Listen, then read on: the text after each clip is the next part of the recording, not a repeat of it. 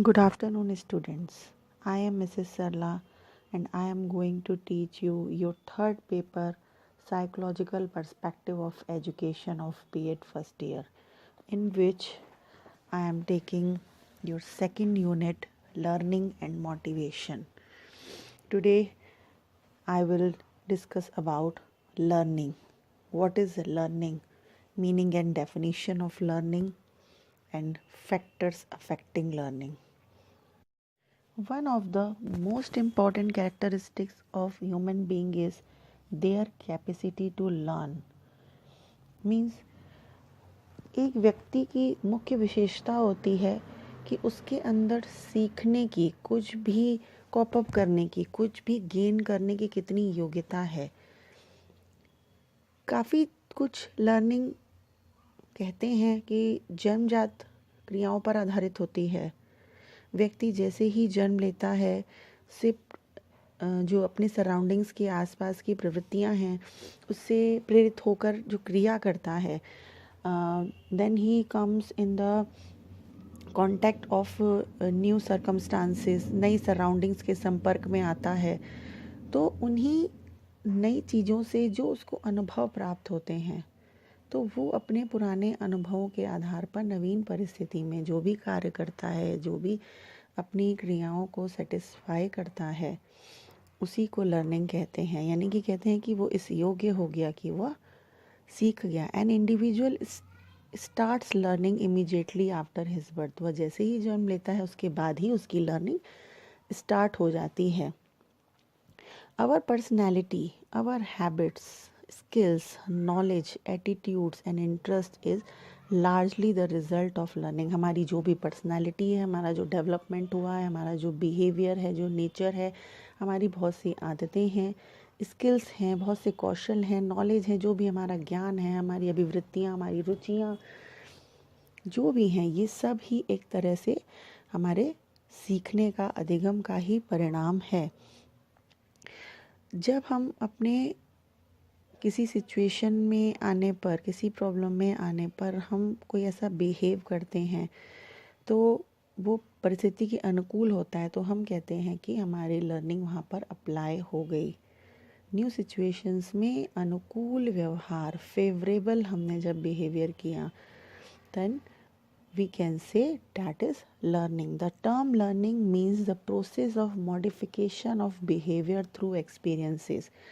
कई बार हम बहुत सी चीज़ें अपने एक्सपीरियंसेस के आधार पर सीखते हैं कि मीन्स हमारे साथ लाइफ में कभी कुछ ऐसा हुआ एंड नेक्स्ट टाइम फिर उसी टाइप की, उससे मिलती जुलती कोई सिचुएशन या सर्कमस्टांसेस मेरे आगे ऐसी आती हैं, तो वो उस पुराने अनुभव के आधार पर हमारा व्यवहार में चेंजेस आते हैं. हमारा व्यवहार एक तरह से मतलब मीन्स कह सकते हैं कि मॉडिफाई होता है, परिमार्जित होता है. एक बहुत ही जनरल एग्जांपल है, मोस्टली आप हर बुक्स में भी पढ़ेंगे कि एक बच्चे के आगे अगर एक बार दीपक की लौ से उसका थोड़ा सा हाथ टच हो जाता है, उसको ज़रा सा भी फीलिंग होती है बर्निंग की, देन वो अपना हाथ पीछे खींच लेता है. तो नेक्स्ट टाइम जब भी उसके सामने दीपक हो या आग से रिलेटेड कैंडल या कोई भी चीज़ हो, आग जैसा कुछ भी देखता है, तो उसको अपने पूर्व अनुभव के आधार पर वो पहले ही अपना हाथ आगे नहीं बढ़ाता है और उससे दूर कर देता है.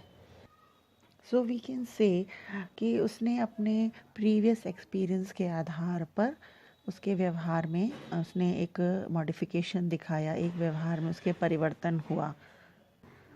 सो इन द साइकोलॉजी इसी प्रकार के मीन्स नेचुरल बिहेवियर में होने वाले इस तरह के मॉडिफिकेशन को, परिवर्तन को, परिमार्जन को ही लर्निंग कहते हैं.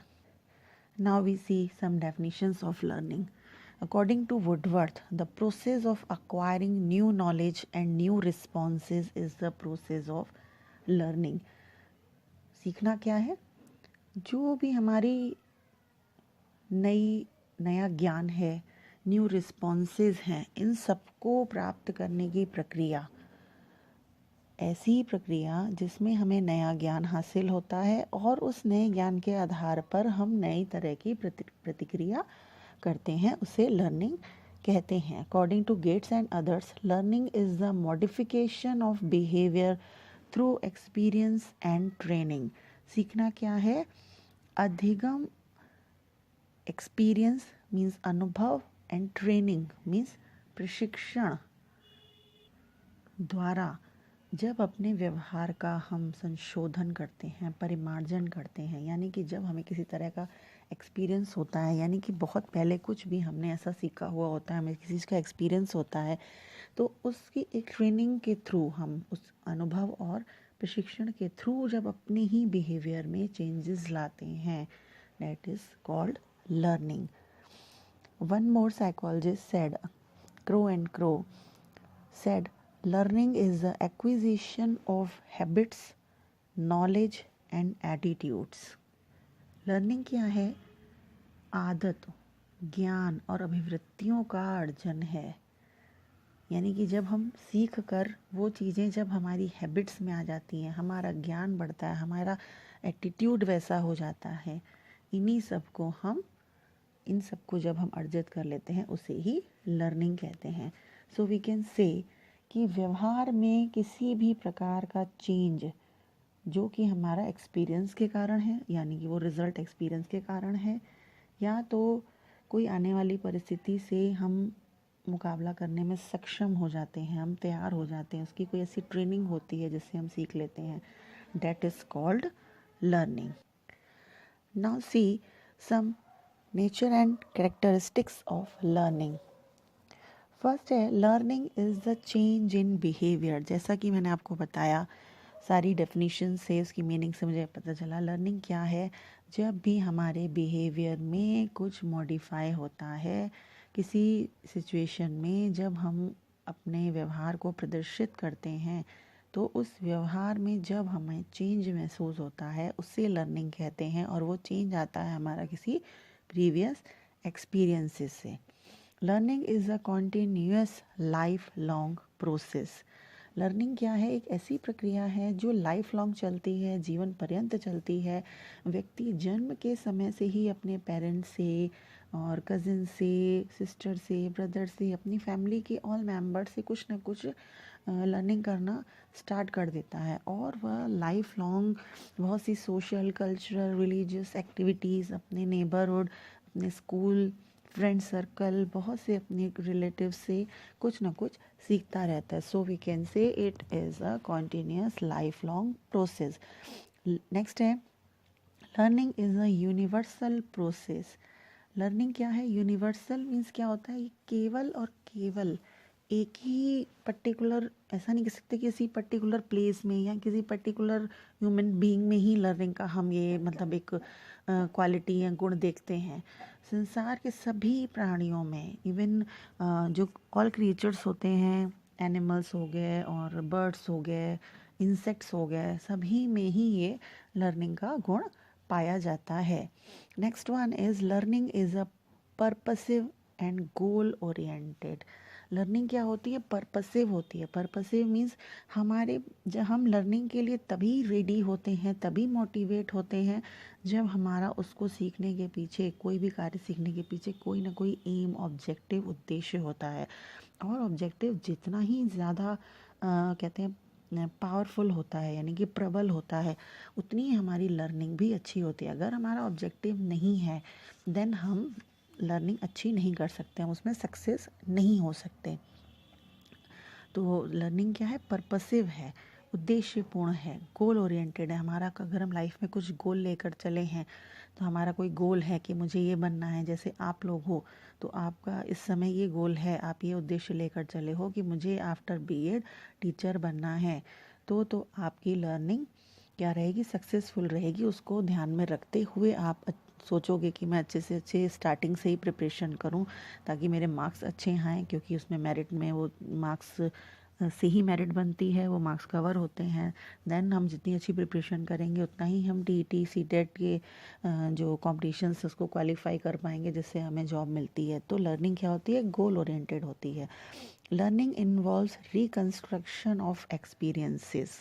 लर्निंग क्या है? इसमें न्यू एक्सपीरियंसेस तो हमें मिलते ही हैं, उसकी तो प्राप्ति होती है, बट जो हमारे प्रीवियस एक्सपीरियंसेस होते हैं उसका रिकंस्ट्रक्शन होता है, यानी कि पुराने अनुभवों को भी हम एक तरह से पुनर्गठित करते हैं या पुनर्निर्माण उनका करते हैं। जैसे जैसे हमें व्यक्ति को अनुभव आते जाते हैं, नई नई बातें सीखता जाता है और वो पुराने एक्सपीरियंसेस से कनेक्ट करता जाता है और अपनी ही जितना नेसेसरी होता है उसे ऑर्गेनाइज्ड करता जाता है। Learning is the product of activity and environment. Learning क्या है?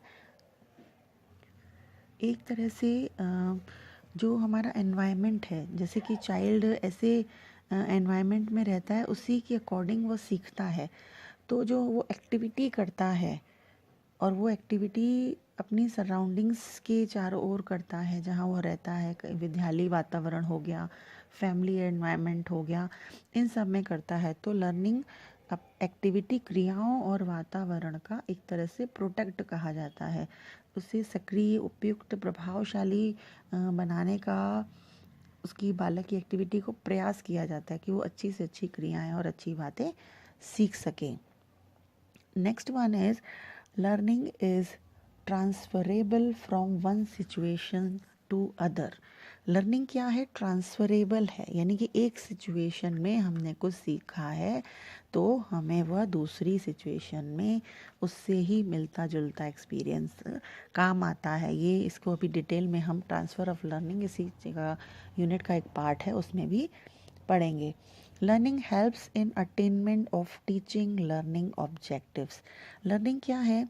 सीखना क्या है? हमें जो शिक्षण अधिगम जो भी उद्देश्य होते हैं हमारे, आगे जाके लेसन प्लान में आप ये सब ऑब्जेक्टिव्स पढ़ेंगे, तो जो भी उद्देश्य होते हैं उन सबको प्राप्त करने में हेल्प करता है। यानी कि हमारा क्या उद्देश्य है कि हमें यह सीखना है। तो टीचिंग लर्निंग प्रोसेस में मेरा उद्देश्य है आपको टीचिंग कराना, कि मैं एक सक्सेसफुल आपको एक टीचिंग दूँ, मतलब एक ऐसी टीचिंग दूँ, ऐसा शिक्षण दूँ, ऐसा मैं मेथड यूज़ करूँ कि जिससे आपको हर चीज़ समझ में आए और आपका पर्पस है कि आप अच्छे से उसको गेन कर सकें, अडॉप्ट कर सकें अपने अंदर। तो सक्सेसफुल टीचिंग लर्निंग ऑब्जेक्टिव को पाने में हेल्प करता है। Learning helps in the proper growth and development. Learning क्या है? सीखना क्या है? हमें व्यक्ति के जो ग्रोथ होती है, अभिवृद्धि होती है और विकास होता है, उसको पाने में प्रॉपर यानी कि उपयुक्त पाने में उसे हेल्प करता है। व्यक्ति हर टाइम कुछ ना कुछ सीखता रहता है, तो उससे उसका जो फिज़िकल एंड मेंटल ग्रोथ होती है वो अच्छी होती है, क्योंकि लर्निंग ही अच्छी डेवलपमेंट का, अच्छी ग्रोथ का बेस होता है। पेस्टोलॉजी जो एक क्या कहते हैं दर्शन शास्त्री थे, उन्होंने तो कहा कि वृक्ष और जो उपवन है उसका उदाहरण देते हुए सीखने को उन्होंने मतलब स्पष्ट किया। Next one is learning helps in the balanced development of the personality. Learning जो है, अधिगम जो है, वो व्यक्ति के व्यक्तित्व के संतुलित विकास में हेल्प करता है, यानी कि पूरी तरह से उसका विकास करने का प्रयास करता है। उसको वातावरण से कैसे एडजस्टमेंट करना है, कैसे हमें अपने व्यवहार को, अपनी क्रियाओं को, अपनी भाषा, उठने बैठने के तरीके, हमारा लाइफस्टाइल, हमारे जो ट्रेडिशंस हैं, ये सब सीख कर उन सब न्यू सिचुएशन से कैसे अपने आप को हमें कोप अप करना है, कैसे ट्रीट करना है, कैसे डील करना है, कैसे एडजस्ट करना है, इन सब को सिखाने में हेल्प करता है। Next one is learning helps in proper adjustment. जैसे अभी पर्सनैलिटी की बात हुई, जब हम अच्छे से एडजस्ट कर सकते हैं तभी हमारी पर्सनैलिटी का बैलेंस्ड डेवलपमेंट होता है।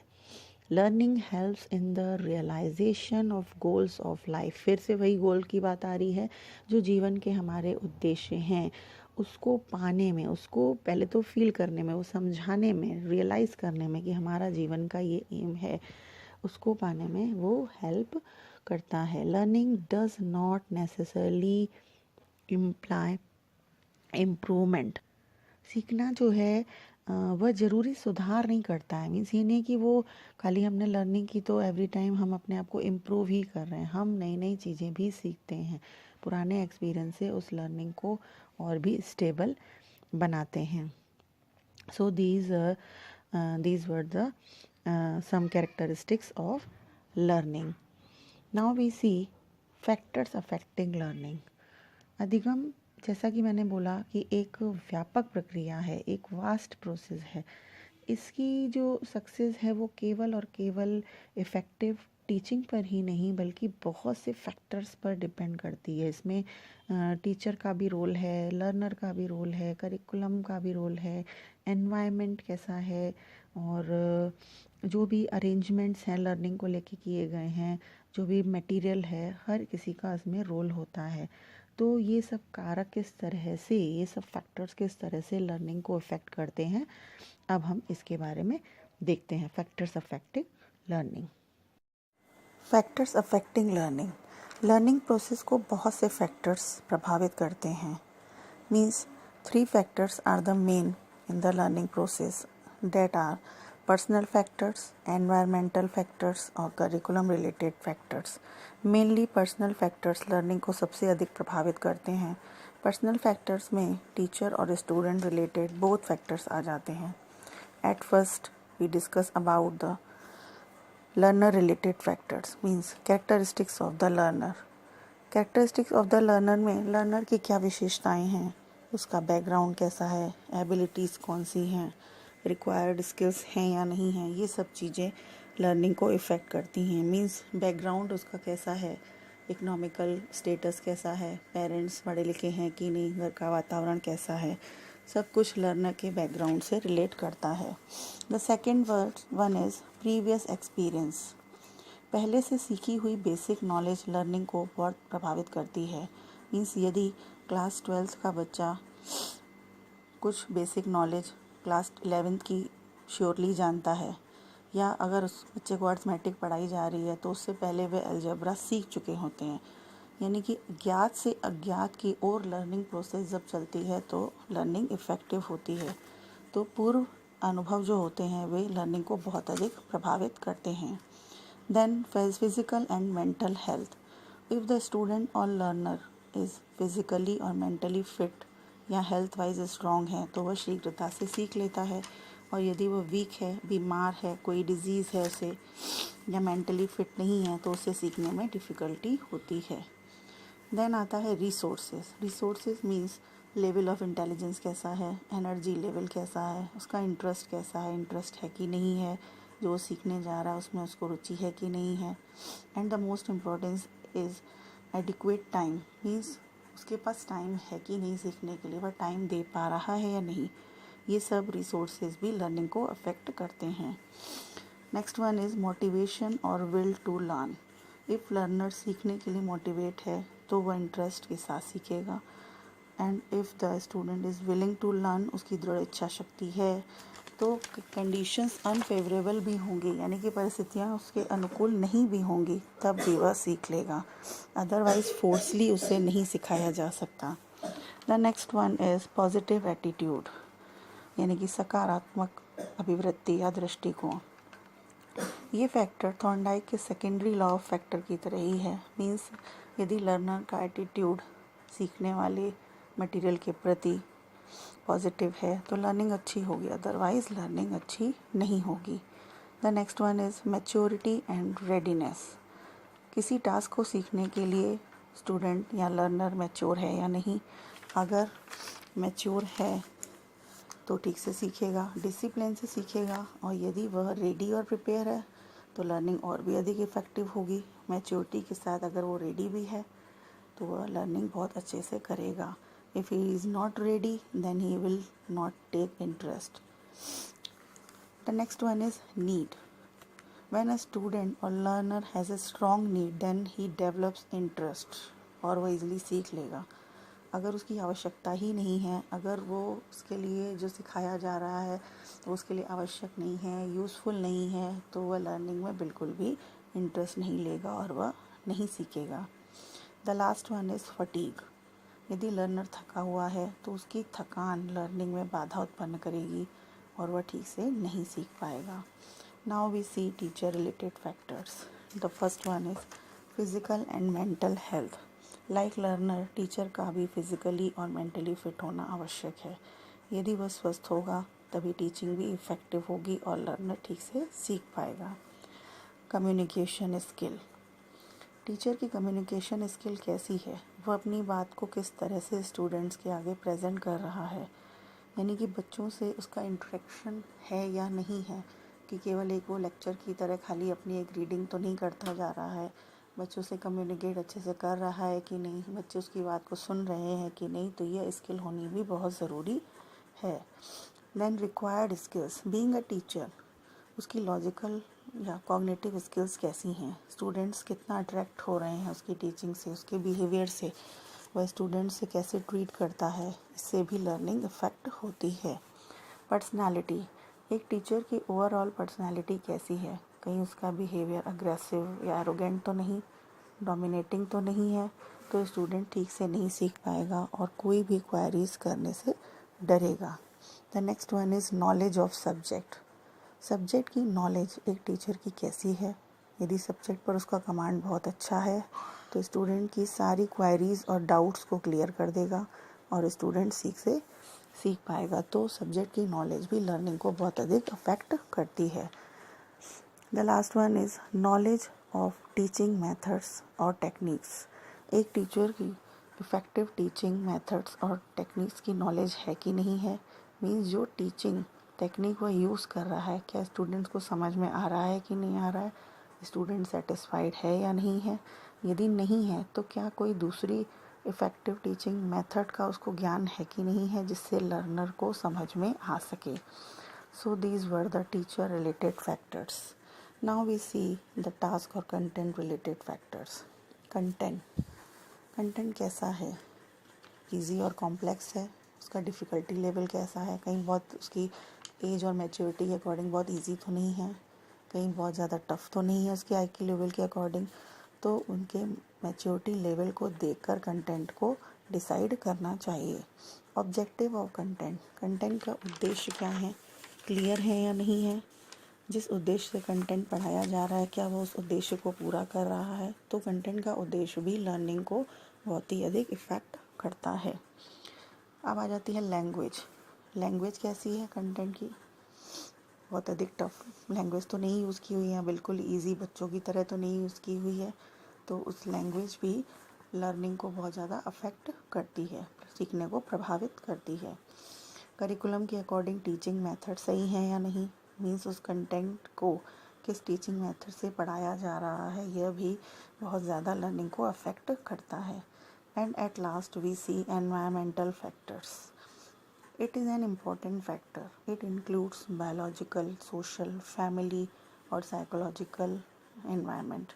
Means यदि atmosphere favorable है, peaceful है, सुविधाजनक है, proper light arrangement है, natural environment है, हवादार कमरे हैं, तो लर्नर बहुत ठीक से सीखता है।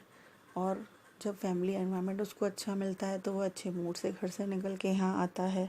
सोशल एनवायरनमेंट अच्छा मिलता है, यानी कि नेबरहुड उसका अगर अच्छा है या स्कूल में अच्छे फ्रेंड्स हैं, टीचर से उसकी बॉन्डिंग अच्छी है, तो ये सब चीज़ें भी लर्निंग को अफेक्ट करती हैं।